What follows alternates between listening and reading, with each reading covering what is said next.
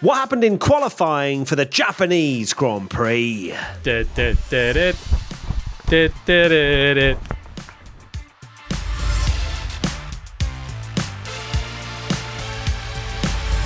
let's dive into Q1.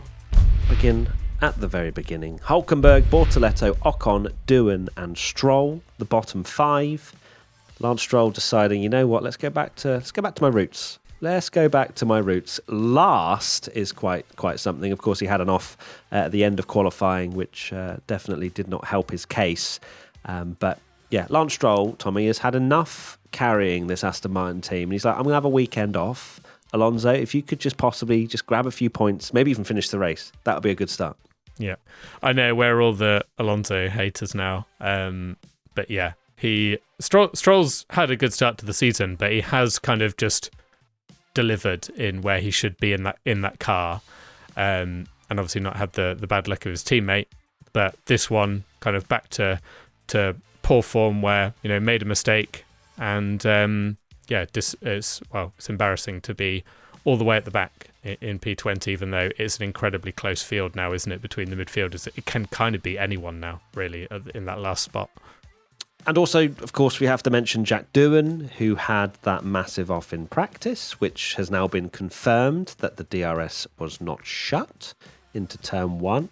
Now, I don't know the absolute confirmation of the I'm going to call them rumours, because I'm not sure if it's actually been solidly confirmed about the fact that he tested it in the simulator and the DRS worked fine with it being open into turn one, but that's the rumour that was going around, and a lot of memes have come out of that, of all kinds of simulators and things, and quite funny clips, to be honest with you. Obviously, Doohan, really glad to see he was okay after that crash, and Alpine managed to get the car back together, because it was a severe amount of damage. But 19th for Doohan.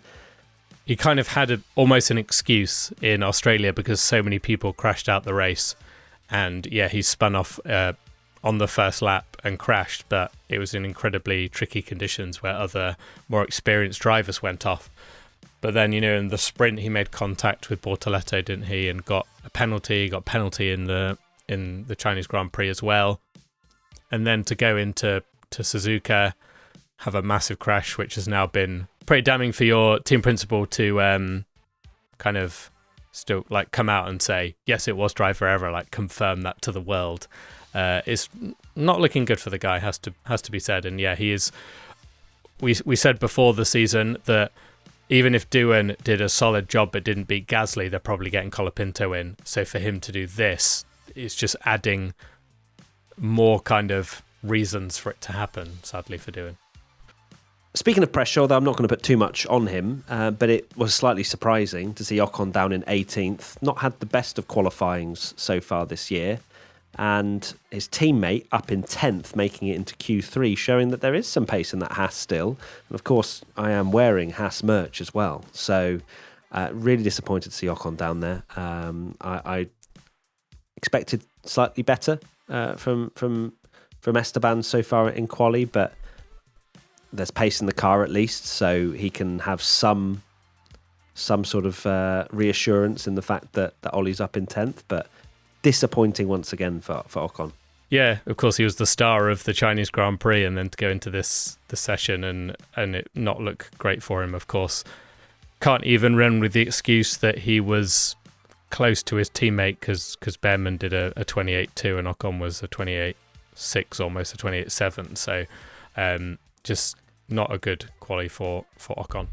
I'm going to tell you about the best place to stay up to date with all the 2025 Formula One news. Meet Seedstream, your go-to hub for the best, most reputable F1 content, all in one place. And the best part? It's completely free. No account needed. Here's why F1 fans love it. First and foremost, Seedstream gives you a curated F1 newsfeed, pulling the latest articles, social media updates, and expert analysis from trusted journalists and creators. No more endless scrolling or falling for misinformation. Second, there's something for everyone. From driver market rumours to deep dive technical analysis, whatever you're into, Seedstream has you covered. And finally, it's all about convenience. With just one tap, you get quick, easy to read summaries that filter out the noise, so you stay up to date without wasting time. If you're looking for a better way to keep up with F1, Seedstream has you covered. It's free, it's simple, and you don't need an account to get started. Click the link in the description and download it now. Let's go to Q2 then. Gasly, Sainz, Alonso, Lawson and Tsunoda were the 5 drivers knocked out. And obviously we're going to talk about 14th and 15th most specifically. Question, ratio_enjoyer. Yuki into Q2, is this a result he can be happy with and build on for the future? No, he's not going to be happy with that. I don't think any driver is going to be happy qualifying 15th when he's probably going to be up in 7th if he's in the racing bulls. And his teammates on pole. And his teammates on pole. That is also a very important fact. I will say on this one that I'm not going to jump and say Yuki Tsunoda is washed, because he's not. What I have seen so far in this weekend, leading up to obviously this poor final lap in Q2, is that there is promise there. There has been potential, and that's the most important thing for Red Bull. Yes, he wasn't able to deliver on that final lap, and yes, it's, oh my God, Lawson versus Tsunoda, 14th versus 15th. Yeah. But I don't think Red Bull will be pressing any panic buttons just yet. No, I don't think so. It's an insane thing to say that it's not that bad that he's 15th when his teammate's first. Of course, he can't be happy with that result. I know Lawson has done very poor and obviously was 20th in both sessions, so he made it into Q2. And he's shown promise and a bit more, maybe there's something to build on, because of course it makes it sound like I'm making all these excuses for Yuki, and maybe I am a little bit, but he's not done testing, like Lawson has. Yes, he's had 3 practice sessions, but it is early days, and for him to get into Q2 already, when Lawson of course was 20th in both sessions, are we that surprised that he was slower than both RBs? There was a lot of talk, VCubs, that there was a lot of talk that was going to probably happen, and it did. So it's a bit of a mixed bag really for Yuki. He can't be like celebrating massively being 15th when your teammate's on pole, but I don't think Red Bull are kind of going, oh my word, we've made a huge mistake, get Lawson back in. P1 Patreon member Lou Mixted, do Red Bull now have to finally admit that it was the car all along and not the second driver? Red Bull will not admit that. No. For as long as they exist. It's very clear it's been a problem with the car. But at the same time, this car doesn't have 7 wheels and is upside down when you drive it. Like, it is just a highly difficult car to find drivers that can adapt to it. Max Verstappen can, because he is literally superhuman, and they're trying to find someone else that can also drive that car. I genuinely believe Yuki Tsunoda will make Q3 next time we get to a race weekend, because of that potential that I saw in free practice. So there is some data to at least feel mildly positive about. And I'm sounding like the Yuki Tsunoda fanboy right now, and that should be what you're saying, Tommy. I know.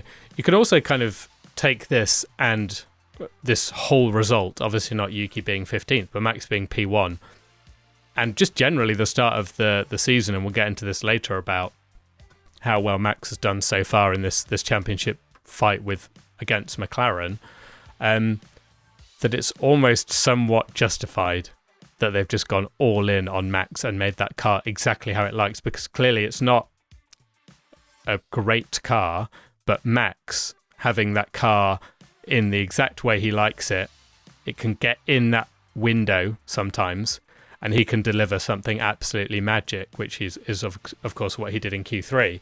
So they're kind of justifying at the moment, if this trend continues, it's kind of justifying the fact that they are going kind of all eggs in Max's basket and just adapting the car just to suit Max, and the second driver has to deal with it. Next question comes in from no one. It's actually just talking about Sainz penalty. So Sainz, of course, P12. as far as from time of recording, there's not been any confirmation. I didn't even see any graphic come up saying he's being investigated. It did. It should. Oh, it did. It said okay. It was noted, I think. All right, noted. All right. Whether it's being investigated or not, another question, but I assume it will be, because that is a slam dunk penalty if I've ever seen it. I know that Hamilton was not, of course, hindered in the sense of he still made it through to Q3, but that doesn't matter. I will say that obviously there's maybe slight confusion with the fact that there was maybe 3 seconds to go in the session. Shouldn't be the case, though. I don't like that argument. And this is the argument. It's not an argument. I'm not saying you. I just meant generally with Formula One. Yeah, because they do this. They all were out of sync as well, and which again probably caused more confusion within the teams, because we don't tend to see out of sync runs as such. It's usually everybody goes out, does their lap, comes back into the pits. But we had some starting, some finishing. Because when someone does do an out-of-sync run and everyone's dawdling because they're about to do their runs or they're coming into the pits and they get blocked by everyone, they don't give everyone a penalty, when I think arguably you should, because you're allowed to be on the track and do a fast lap. Just because you're out of sync doesn't mean you should be punished for it. So, yeah, it's a slam dunk for Sainz. I can't see any way that he's not getting maybe a 3 place for that. Okay, Q3. The top 10 were Verstappen, Norris, Piastri, Leclerc, Russell, Antonelli, Hadjar, Hamilton, Albon and Behrman. Question from F1_Oscar. Was this the best pole for Max Verstappen? Not the fastest lap in every sector, but nail all the corners. This is one of the best qualifyings of Max Verstappen's career, for sure. The fact that he stepped up by over half a second from Q2 to Q3, got into the 26s, pipped both of the McLarens, and this is what F1_Oscar says, and it's a very good point. The optimal fastest sectors were McLaren in Sector 1, Sector 2 and Sector 3. But Max delivered, and you can tell as well from the team radio how much Max knew that was a lap. Like GP even said, I think it was GP, he said that was insane. So hats off to Max Verstappen. That was absolutely sensational. And I cannot believe in 2025, I am saying right now, wow, what a lap, Max. You've given us a race tomorrow because you're on pole. Like, how has things changed so much that that's now the case? A year ago, he was the one with the car that we thought no one's going to be anywhere near him. And now it very much felt like it was a battle between Verstappen, Leclerc and Russell for P3 behind the 2 McLarens. And Max just delivered. Yeah, I think that's got to be the greatest lap of his career. Qualifying normally for Max, it's not his weakness, but he's so strong in the races that he's never normally been this guy that is absolutely rapid. Of course, when he's got a dominant car, he's got a lot of pole positions and things. But normally the races where he comes alive, it shouldn't have been anywhere near pole, really. And to do it and to make that much time up from Q2 showed that he just absolutely went for it and got everything he possibly could out of that car. Next question, P1 Patreon member Drippy. Does McLaren activate papaya rules to beat Max as a team? No, McLaren don't know how to stop their drivers from battling. I think we know this, right? They can't at this point, really. They are willing to work together. That is clear, Lando and Oscar. There are points, obviously, we reflect on Monza example, for example, and Oscar showing his tenacity. But they have shown moments where they are able to work together. And they're going to have to, in my opinion. They can pit Oscar earlier, make him jump the pair of them, get track position. Track position being really important around here, don't forget. It is difficult to overtake around Suzuka. There's one DRS zone. Turn 1, as much as that is where the DRS is, it's not a hard braking zone. You have to be alongside, if not slightly ahead, to swoop round the outside, and it looks amazing, but the outbraking potential isn't really there. They can't be favouring a driver to go against Max this early on. They've got the advantage, and both drivers have shown in the first 2 races that they are capable of winning the World Championship. So in race 3, to basically get one of them to give up a race is insane, because you don't know when it gets to the end of the year. So, just for argument's sake, they say, oh, Oscar, don't attack Lando. And we get to the end of the year and Oscar's 5 points behind Lando. We'll look back to that race and go, well, no, they should have let them race. So they can't do it this early, and I don't think they will. Okay. let's move on to the next question. R2F1. Will tomorrow's race and its strategy be ruined by red flags? Well, there's a few scenarios here, right? One is we have a wet race and therefore the grass is wet and there will be no fires. So perhaps that will do the job for them. I am surprised that Formula One have not, and the FIA have not figured out a solution going into qualifying. You've had moments, I'm thinking of other points in Formula One where they've had to make some serious changes from session to session, Turkey being one of them, right? When we had the slipperiest track possible and they were putting road cars out on track throughout the night to try and lay some grip down. I'm surprised that they haven't come up with a actual solution. So it is crucial, especially if we have a dry race, that it is fixed. Whatever the solution, they have to be working throughout the night to fix this. Otherwise, we are going to get a Lance Stroll 20th to first victory when he doesn't pit and gets a free tyre change under the red flags, and we get 7 of them. Like it just can't happen. And then everyone goes, Alonso's finished, he needs to retire, Lance Stroll's winning the race. Exactly. And also on this as well, perhaps it's slightly less of a concern purely because the drivers aren't on the complete limit when it comes to running in the race. Although they will be running heavier cars, which would then suggest maybe they're slightly lower to the ground. I'm sure there will still be sparks. I think quali is probably the most potential for sparks, but they still need to have other things in place. They can't just rely on, there might be a bit of rain and they'll be going slightly slower. Yeah, it's so true because we kind of dismissed it, and I think rightly so, because we thought there's no way this is going to kind of affect it. We thought it was going to be exactly the same as China, where they sort it out from qualifying. But this is genuinely a concern now because it happened again in qualifying. And if we go into the race and we know what can happen with a red flag rule, you can change your tyres, that if the grass sets on fire and they need to do a red flag, it could completely change the whole complex of the race and potentially even ruin it. And imagine how frustrating that would be for a potential battle that we might get between Verstappen and the 2 McLarens or something like that, and it gets ruined by the fact that one of them could just pit and change their tyres for free. Okay, any other... I would, to be fair, I'd like to say Kimi Antonelli, great job in P6. I know that it's looking slightly closer than perhaps it would have been had George Russell not messed up that first sector. And Hadjar as well, ahead of his hero, Lewis Hamilton. He's going to be shaking being on the 4th row of the grid with Lewis Hamilton alongside him. And all the problems he had, of course, as well at the start of the session with his seat belts and things like that, or whatever it was, for him to basically not let that phase him as a rookie and then get into qualifying and get on with it, kind of scraped through in the first session when it was looking like he might even go out, and then did an amazing job. So really good performance from Hadjar.